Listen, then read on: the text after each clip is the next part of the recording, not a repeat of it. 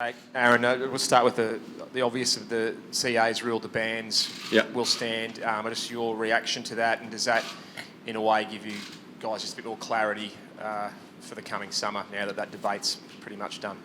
Yeah, I think so. I think it does. It would have been great to see the guys playing some domestic cricket in the back half of the season, but we've got to respect CA's decision on that and for the original ban to stand. So, yeah, like I said, it would have been great for Davey and Steve also. Obviously with Cam coming back shortly, but yeah, respect the decision and just got to move on now.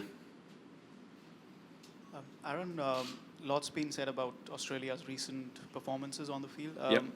Do you think, and of course India's strengths as well, so do you think this format is the best opportunity to dispel all that and say, okay, make a strong statement that you are still a force to be reckoned with? Especially is this the best format to start off things against India? Yeah, absolutely. I think that although we lost in the UAE against Pakistan, who are a very good T20 side, I think we played some really good cricket in Zimbabwe. We played some great cricket in the Tri-Series against a really good England and New Zealand side last year. We're still very confident in this format. India have been in great form in all forms of the game for a long time now. So I think it's going to be a great opportunity for us to come out and express ourselves, play some aggressive attacking cricket and take the game on and really try and take it to India. Aaron, generally you start the test summer here and it's a big advantage, I guess, for India to play just a T20. With the pitch out there and fast bouncy pitch and Billy Stanlake and Coulter-Nile, can you just open up maybe a few scars or put some doubts into India's mind with the pace and bounce tomorrow night?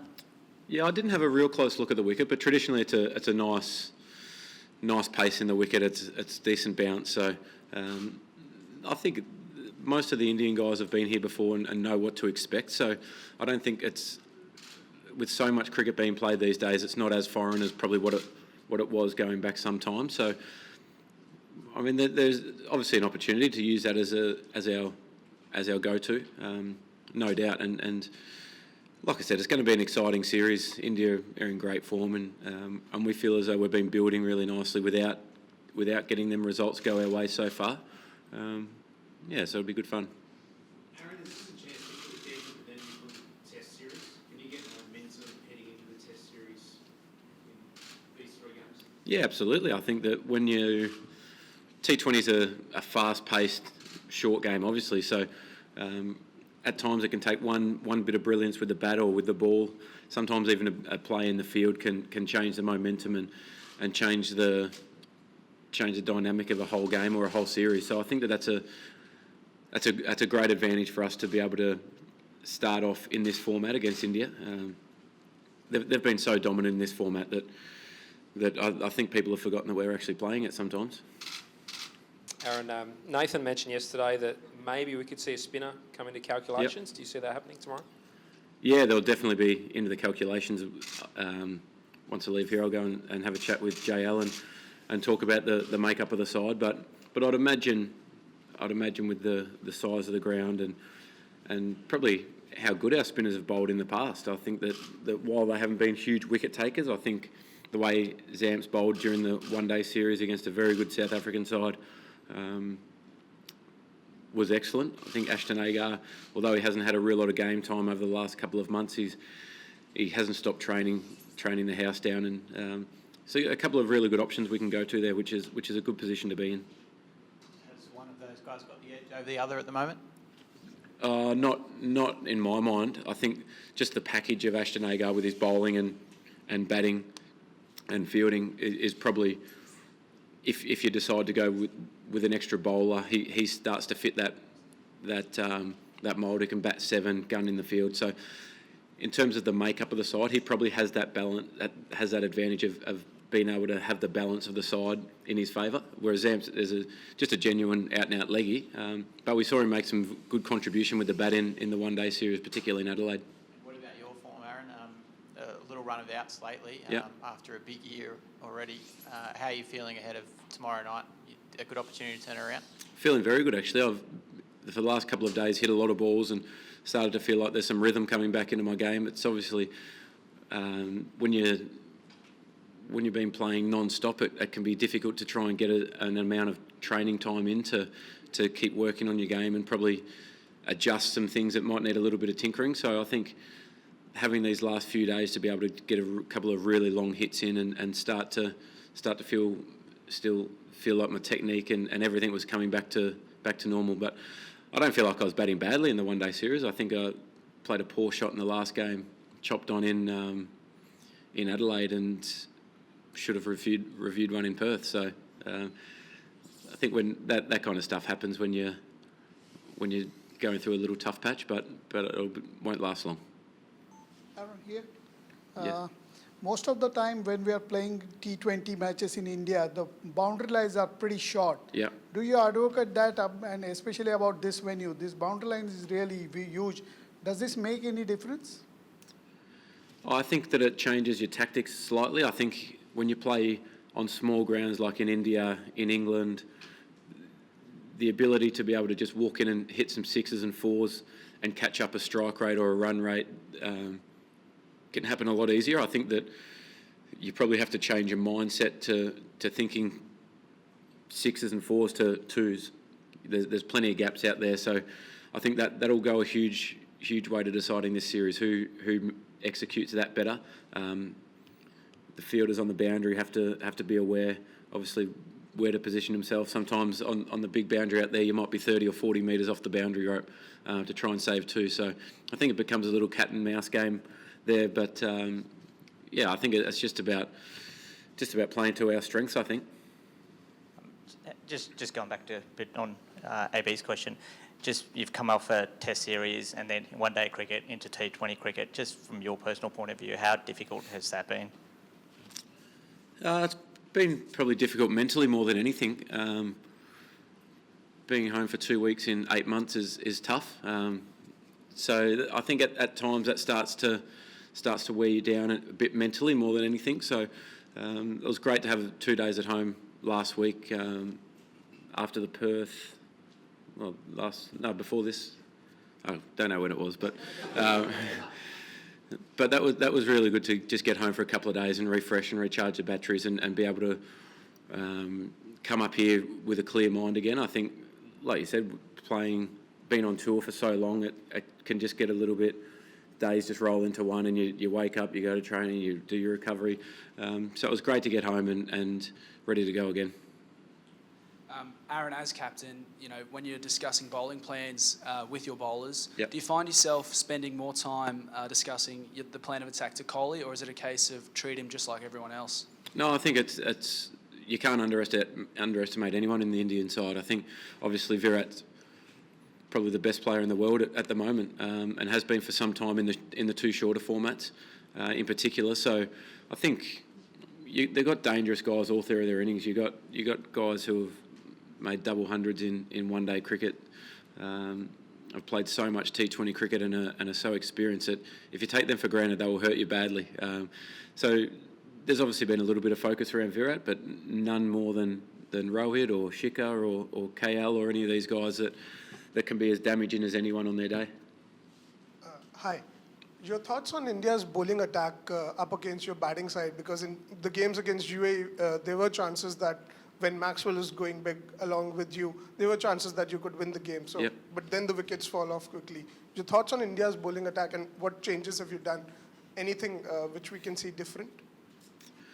India's obviously got a very good bowling attack now. I think with the amount of pace options that they've got mixed in with their finger spin and their leg spin bowlers, I think it's a really well balanced attack. We saw in England how effective they can be in the Test series when they got it right with the ball, and it's going to be no different here. I think that when you look at India in the past, you might have seen that as a bit of a weak link, but now I think that they have every base covered through their list. So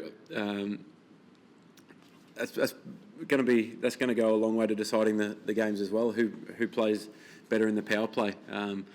Whether they go with the finger spin of Sundar or with the quicks who can move the ball up front, it's going to be a good contest. And in terms of our batting, I think that it's just about trying to minimise that damage when it does happen. I think that when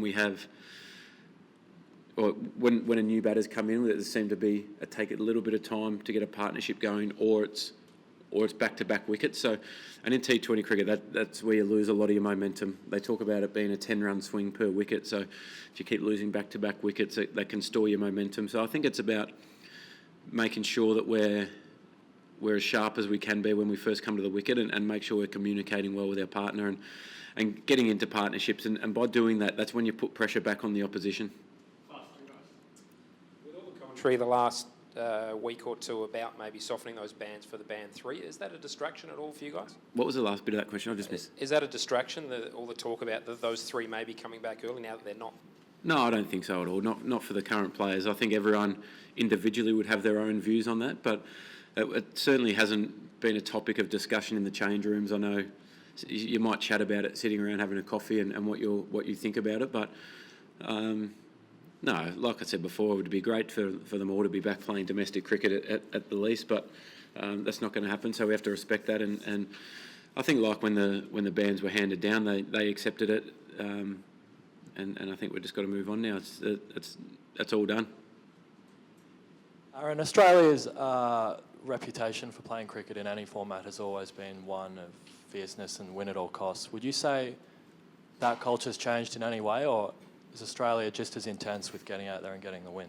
No, it's still as intense and desperate to win, no doubt. I think that it's about going about that the right way, and playing hard is a part of the Australian way of doing it. For different people, that means different things. It might be the intensity that you go about it. It might be your body language.